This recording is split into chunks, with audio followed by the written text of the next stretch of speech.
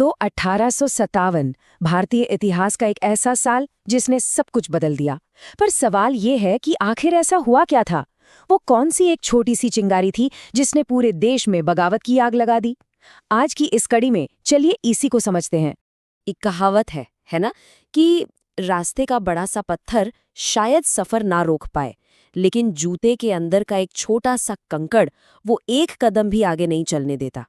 1857 की क्रांति के लिए ये कंकड़ ही वो वजह बना जिसने अंग्रेजी साम्राज्य की नींव तक हिला दी।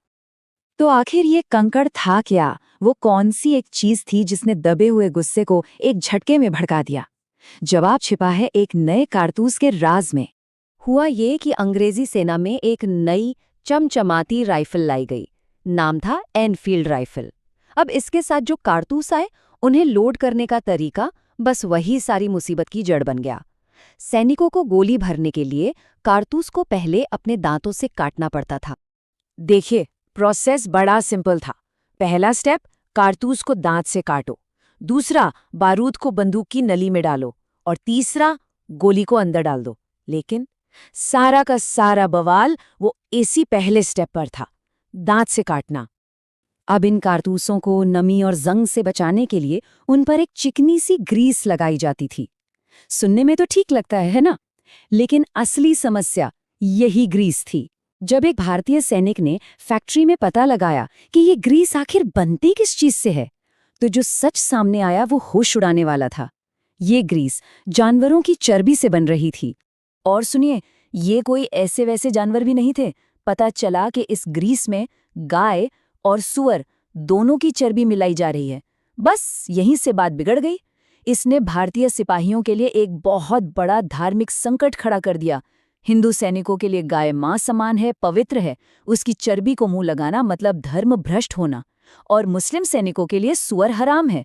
तो दोनों ही धर्मों के सिपाहियों को ये यकीन हो गया कि अंग्रेज जानबूझकर उनका धर्म छीनना चाहते हैं। अब ये जो गुस्सा और अपमान की भावना थी, इसे एक चेहरा मिला।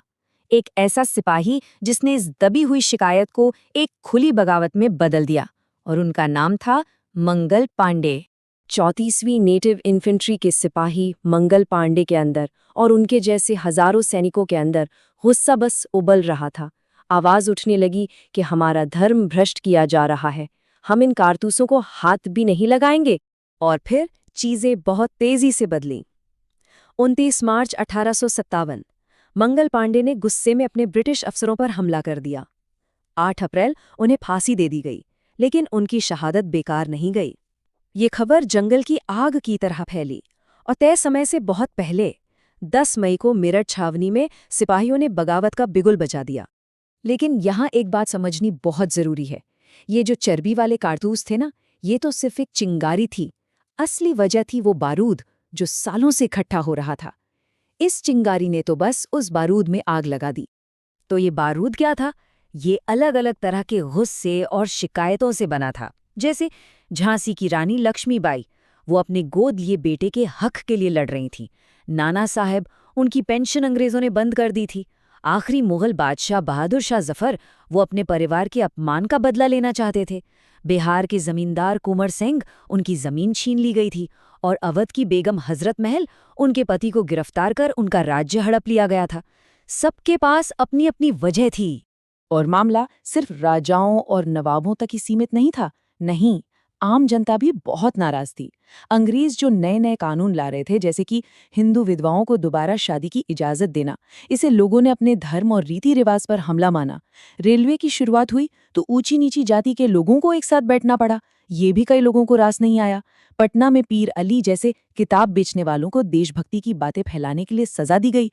मतलब हर तरफ लोगों को लग रहा था कि उनकी पूरी जीवन शैली ही खतरे में है।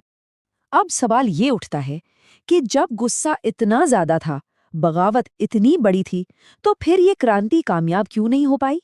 चलिए अब जरा इसकी वजहों को भी खंगालते हैं।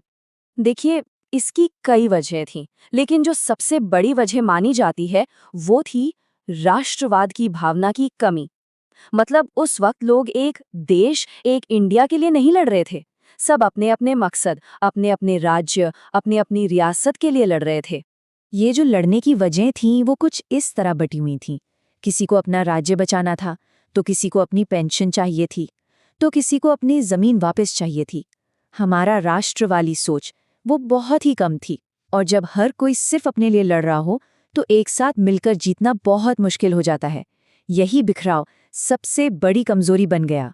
इसके अलावा भी कई दूसरी बड़ी दिक्कतें थीं, जैसे कोई एक बड़ा लीडर नहीं था जिसके पीछे सब खड़े हो सकें। कम्युनिकेशन के लिए जो टेलीग्राफ लाइनें थीं वो अंग्रेज़ों के कंट्रोल में थीं, जिससे वो अपनी सेना को तेज़ी से मूव कर पाते थे। हमारे पास मॉडर्न हथियार और उन्हें बनाने वाली फैक्ट्रियों की भारी कमी थी। और शायद सबसे दुख की बात, हमारे ही कुछ बड़े रजवाड़े जैसे सिंधिया और हैदराबाद के निज़ाम, उन्होंने बागियों का साथ देने के बजाय अंग्रेज़ों का साथ दिया। और आखिर में एक सवाल, एक बड़ा सवाल जो सोचने पर मजबूर करता है। जरा सोचिए, क्या होता अगर 1857 में ही भारत को आज़ादी मिल जाती? क्या आज का भारत वैसा ही होता जैसा हम देखते हैं, या कुछ और होता? इतिहास के इस मोड़ पर यह सवाल छोड़ना जरूरी है।